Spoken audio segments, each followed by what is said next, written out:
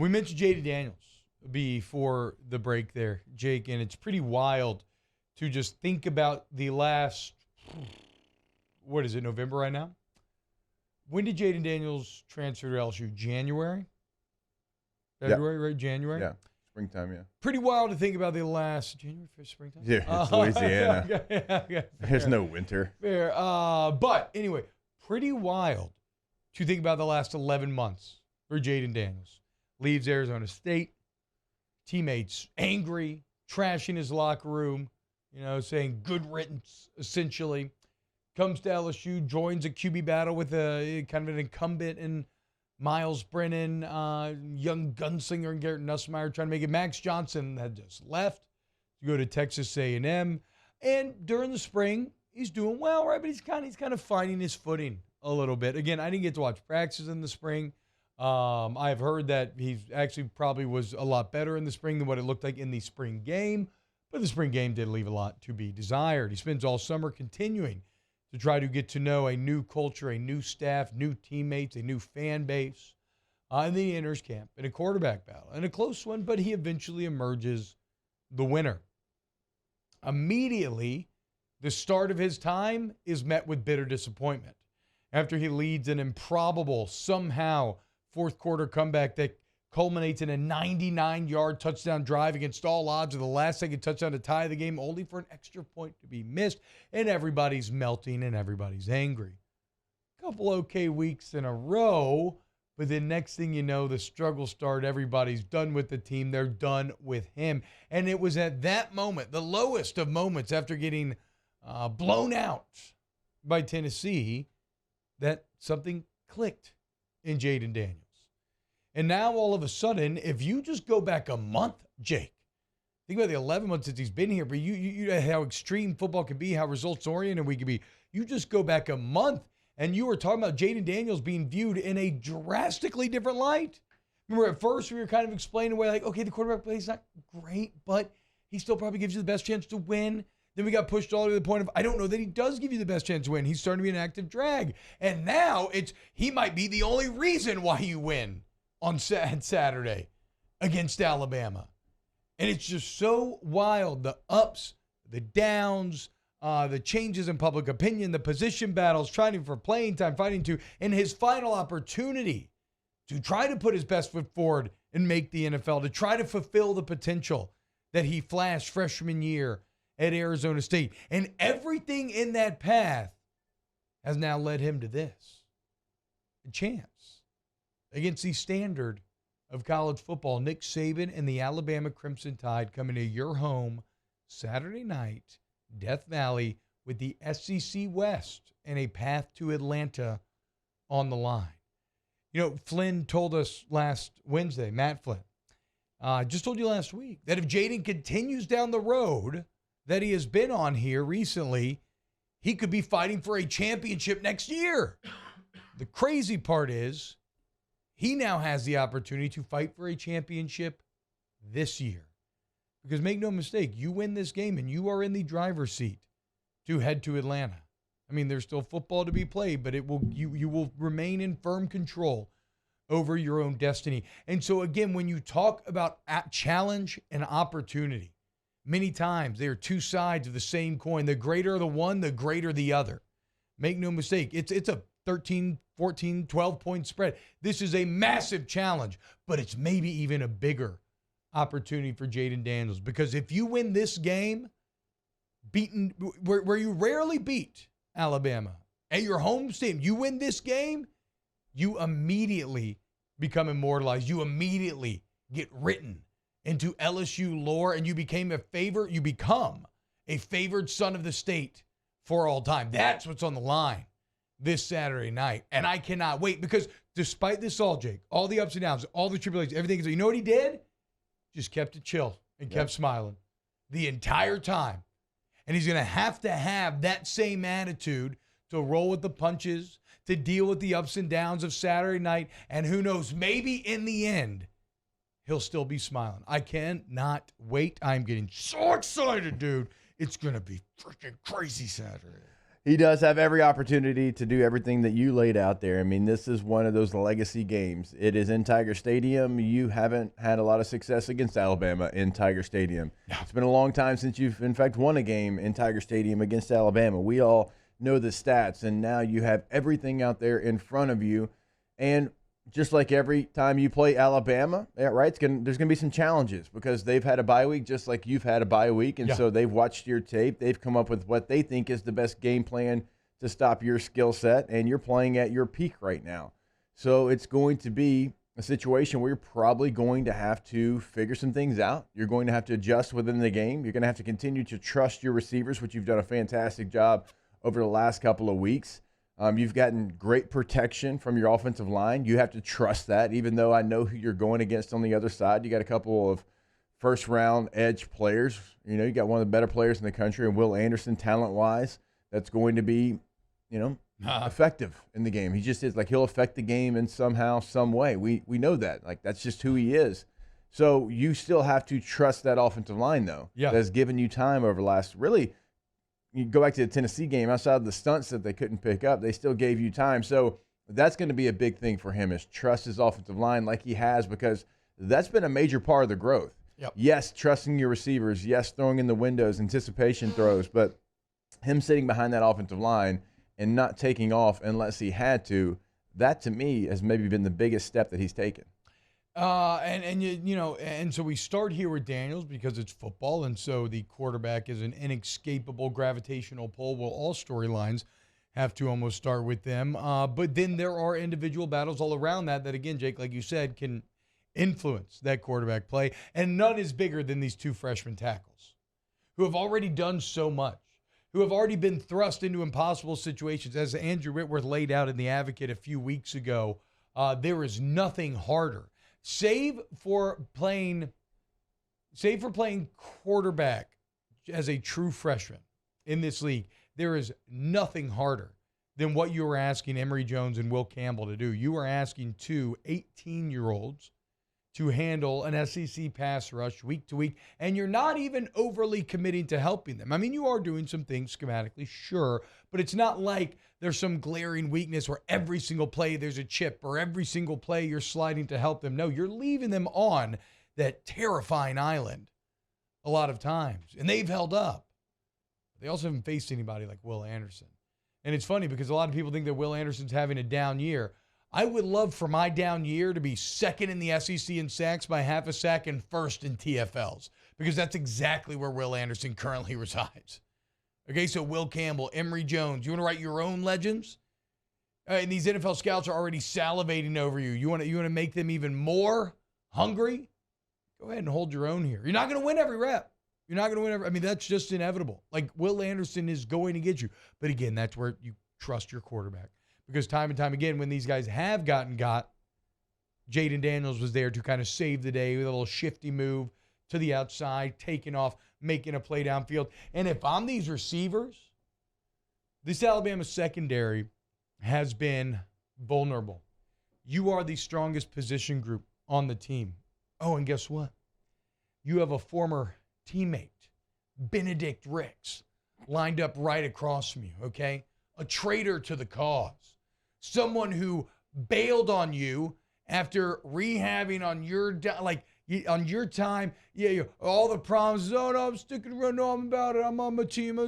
And then he leaves for the big, bright lights of Tuscaloosa. Cowardly. Cook that man. If I'm a receiver, I have that picture up in the receiver room this week, and we are getting ready to do battle on Saturday night. Make him pay. And what sweet justice it would be if he were to lose to the team that he abandoned. Has anyone ever in the history of life said the bright lights of Tuscaloosa? Well, but this is Just where. asking. But okay, so the only reason I say this, so Dick kind of tried to pull a similar joke downstairs, talking about how like there's this headline about Alabama education, but this is where it gets weird, right? Because make no mistake, in the Nick Saban era, Tuscaloosa has thrived. Like the school, the city, the state economy. Like, football can have that impact. That's the ghost that everyone is chasing. So yes, when it comes to football, those are the bright lights. But the thing is, I want that shine. I want those bright lights to be here. You now have the general that can maybe make that happen. And already way ahead of schedule here in year one, you're getting an opportunity to take some of that shine. All right? Nobody's going to give it to you. Immortality awaits. Take it. Achilles told you. I mean, you got to be ready to freaking fight, dude, Willie Green style, come Saturday. And I think these boys will be. We'll see. And, in the chat here, Smiley says, T-Bops, you're telling me they have a chance. Don't give me hope. What do we have if not for hope, right? Hope is the stuff of the protagonists. Hope is the stuff of the good guys. It is the bad guys who rule with fear and hate and dominance. So, no, I have hope, and I will lean into that hope. I will not shy away from it. I did that last year. The man who shies away from hope is a truly beaten man. When you have taken everything out of him, that is no longer the case, okay? Full hearts, open eyes. We're going headlong into this battle with our chest puffed out.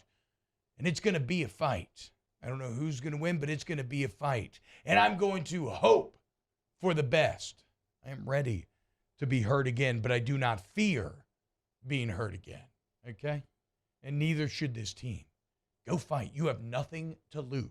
You're a double-digit underdog. Alabama has all the pressure on them. They are the ones who live under the burden of expectation where it's a championship every year. They are the ones where their local radio is already talking about if they don't win a championship with Bryce Young, then this is maybe the greatest failure of the Nick Saban era. They are the ones operating under those circumstances. You're the ones playing free with house money, trying to punch up, trying to do things that no one expected you to do. Go do that Saturday night. Go do that. F Alabama. I hate them. They really said that about Bryce Young?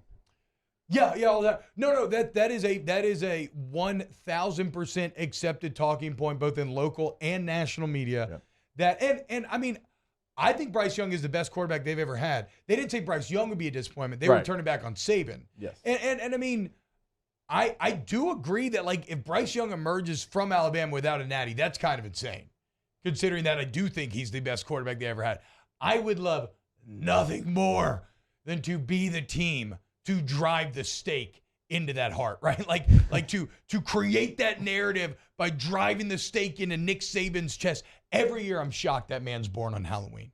And I know it. But every year I'm shocked by it. It's just 2 on the nose. Like there's no way that Nick freaking Saban is born on Halloween. It's unreal. So, yes, I would love to be the one. Halloween's done. Okay, happy season is here. That miserable man deserves to be even more miserable come Saturday night. Yeah, it's going to give us a real opportunity to kind of see where this coaching staff is because I think we all feel really good about it, the adjustments that this coaching staff has made, not only in the middle of a game, but just getting prepared, certainly over the last couple of weeks. Look, did it get off to a rocky start? Yes. I mean, we've laid that out. We've talked about it. But now, like, because you have this bye week every single year before this game, and let's call it like it is, almost every single time it's felt like Alabama was the more prepared football team. Yep. It felt like they made the adjustments to whatever LSU was doing well. LSU is just like, hey, we're going to work on us. We're going to try to, continue to do what we do. We're not going to make the necessary adjustments to be able to go out there and compete against Alabama when you have to. You have to say, okay, we're playing this team. We've got to come out. We got to do something a little different. Now, last year they did defensively. Now, offensively still had some question marks, but defensively they're like, the hell with it. Let's just go out there.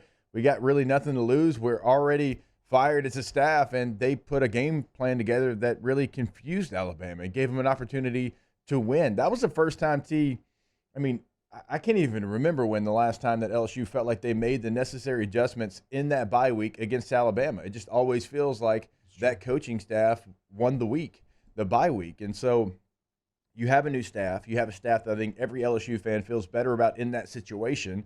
They have shown you that they will adjust within a game. They'll adjust what they're doing before the game from what it looked like against Tennessee offensively to what it's looked like the last 2 weeks. So they have done it, and now this is the ultimate test. Can you show me that you can counterpart whatever Alabama's gotten ready for over the last couple of weeks of practice for you? Again, I agree, Jake. I think you're probably more well-positioned from a staff standpoint than you have been in years. Now, as we've addressed, you don't have the advantages of last year maybe where in an odd way, ironically, your defense was so poorly constructed that you were able to just kind of completely change everything coming out of the bye, which hit Alabama with all kind of crazy curveballs. But also, you're better this year. It's like you don't need that if you're going to affect this upset. All right, when we get back, continue to break down Alabama. Sorry, I kind of just got on my BS there, just started to talk. There are actual on-the-field matchups and other things to start to break down.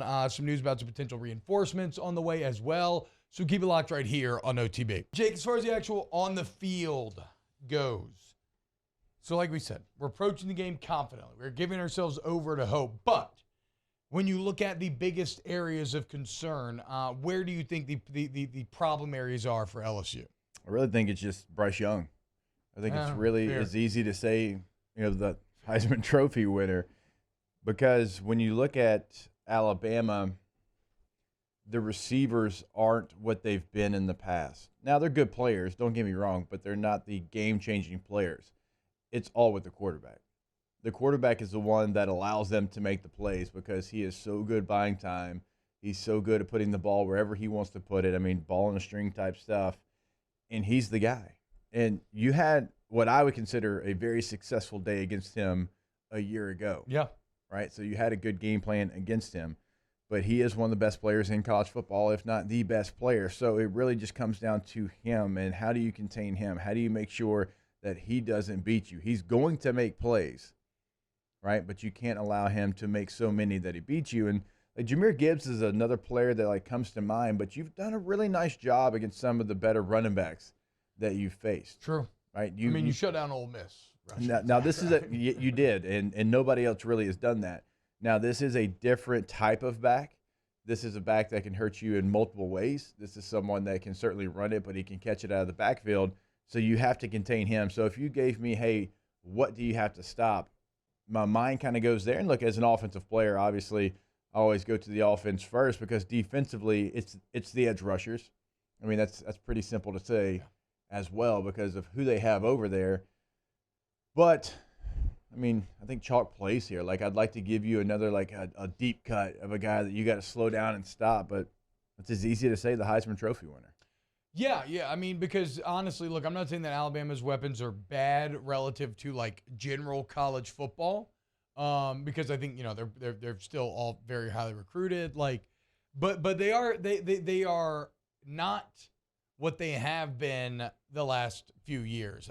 Maybe not as much last year, but there were a couple years ago when just look at the guys that are dominating the NFL right now, like Waddle and Smith and not Ruggs, but in college he was an absolute monster on the field, right? So these weapons this year are not that in the slightest. In fact, it's probably one of the weaknesses. It's just because of Bryce Young and his ability to make plays. They're continuing to kind of they're still continuing to have that offensive success. But yeah, Jahmyr Gibbs is terrifying. Some of the cuts that he makes, man, are just so violent. That LSU's tackling ability, which has been solid overall this year, right? I mean, they've definitely had a couple games where missed tackles got them in trouble. They've also had a couple games where that was one of the keys areas they were focusing on, and they did an excellent job with it. Yeah, I don't really – that's not really a cause for concern, and certainly if they have the personnel that we think they're going to have in this contest. So who do you think the leading receiver for Alabama is? Let's just go around the room. Can anybody tell me who the leading receiver for Alabama is? Prentice or Latu? Not Latu. It can't be Latu. I mean, Mario, no, I could not tell you. No. And this is full disclosure. I couldn't have told you if I'm not looking right at it. Ja'Cory Brooks. Eh? Exactly. Right, so kind of even Jermaine Burton. Kind of speaking on their weapons, Ja'Cory Brooks, 21 catches for 376 is their leading receiver. Jermaine Burton, 20 for 306, number 2. Gibbs is number 3 on that list. Prentice is number 4 with 28 catches. Holden's 21. So my point is they don't have this player that you're going to have to, bracket, that you're going to have to pay extra attention to. Again, this is not saying they don't have capable playmakers, but you can come in with a game plan to stop the quarterback, to try to contain the quarterback. And Gibbs obviously falls into that game plan, but like when you went against the Calvin Ridley or the guys that you just listed, the Jerry Judys and Devontae Smith, like all of those players, the Waddles, like you had to come up with a game plan. Okay, how do we stop them in coverage? What do we do? Where do we shade our safeties? Like, how do we make sure that they don't take over the game? I don't think they have a receiver that can take over a game. Now, they certainly have one that can make plays, but they spread the wealth. Yeah. Like, there's not just one guy. No, I mean, you look at the list here. Ja'Cory Brooks with 21 catches. Jermaine Burt with 20. Jahmyr Gibbs has 31 out of your backfield. Like you said, Kobe Prentice has 28. So getting Gibbs and Prentice getting a little higher volume, but obviously doing it more, a little more short work. Then you got Sean Holden with 21 catches. Cameron Latu with 18. JoJo Earl 9. So it's like 9, 5, 9. Yeah, so a lot of people with a smattering of catches. Yes. So, you know, you can come up with a game plan. Maybe it's, hey, this player is going to, I'm not going to say a full-out spy, obviously, you know, Bryce Young and Jahmyr Gibbs in the backfield, but you can come up with a game plan just to stop the offense and not a player on the outside. And I think that gives you a little bit of an advantage over what you've had to deal with that team over the last couple of years.